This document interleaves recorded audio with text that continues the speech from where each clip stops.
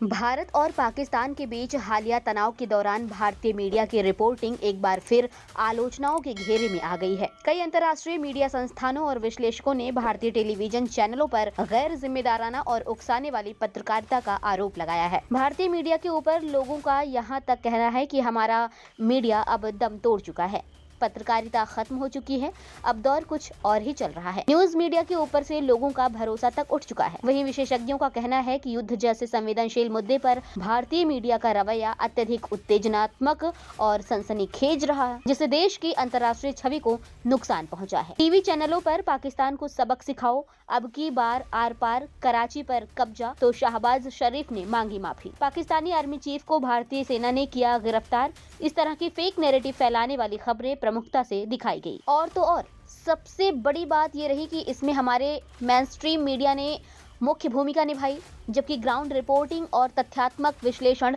नदारद रहे। फर्जी दावों और अति राष्ट्रवादी कवरेज पर सवाल भी उठा। कई चैनलों ने बिना किसी आधिकारिक पुष्टि के पाकिस्तानी सैन्य ठिकानों पर हमले और सैकड़ों आतंकियों के मारे जाने जैसे दावे किए।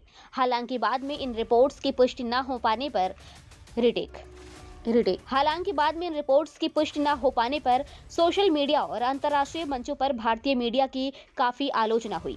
यहाँ तक कि एक दो चैनल ने तो अपनी गलत रिपोर्टिंग के लिए माफी तक मांगी। वहीं दूसरी ओर बीबीसी, अल जजीरा और न्यूयॉर्क टाइम्स जैसी अंतर्राष्ट्रीय एजेंसियों ने भारतीय मीडिया की कुछ रिपोर्ट्स को अविश्वसनीय और भ्रामक बताया है। मीडिया विश्लेषकों का मानना है कि इस प्रकार की रिपोर्टिंग न केवल भारत की कूटनीतिक छवि को कमजोर करती है, बल्कि आम जनता में गलत सूचनाएं देकर भ्रम और डर का माहौल पैदा करती है। टीआरपी की होड़ में पत्रकारिता के मूल सिद्धांतों की भी बलि। हमारा मीडिया टीआरपी के होड़ में लग गया है, जिसकी वजह से वो कुछ भी अनाप शनाप दिखाता है। इसको लेकर मीडिया विशेषज्ञों का कहना है कि टीआरपी की दौड़ में भारतीय न्यूज चैनल पत्रकारिता की बुनियादी मर्यादाएं भूलते जा रहे हैं। वरिष्ठ पत्रकारों और पूर्व सैन्य अधिकारियों ने भी मीडिया की भूमिका पर सवाल उठाते हुए कहा है कि राष्ट्रवाद के नाम पर खबरों को ड्रामाई रूप देना उचित नहीं है। सरकार की चुप्पी पर भी सवाल उठे हैं। जी हां, विपक्षी दलों और स्वतंत्र पत्रकारों ने इस बात पर चिंता जताई कि सरकार ने मीडिया की इस आक्रामक रिपोर्टिंग पर कोई टिप्पणी नहीं की, जिससे ये धारणा और मजबूत होती है कि कुछ चैनल सरकार समर्थित प्रचार में लगे हैं।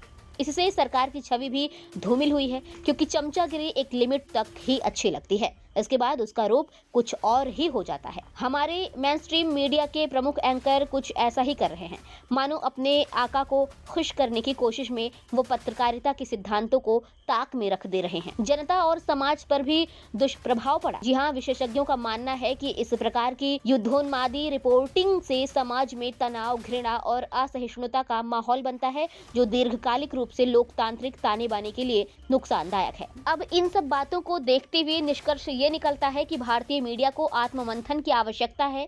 युद्ध या किसी भी राष्ट्रीय संकट के समय उसका कर्तव्य तथ्यों के साथ संतुलित, संवेदनशील और जिम्मेदार रिपोर्टिंग करना है। अन्यथा इस तरह की पत्रकारिता भारत को अंतर्राष्ट्रीय स्तर पर शर्मिंदगी का सामना करवा सकती है, जो फिलहाल हो भी रही है। भारतीय मीडिया की करतूत अब विश्व पटल पर हास्य का विषय बन गई है। वहीं अब भारतीय मीडिया की विश्वसनीयता पूरी तरह से खो चुकी है। ब्यूरो रिपोर्ट, मनीष कुमार अंकुर, नागपुर, महाराष्ट्र।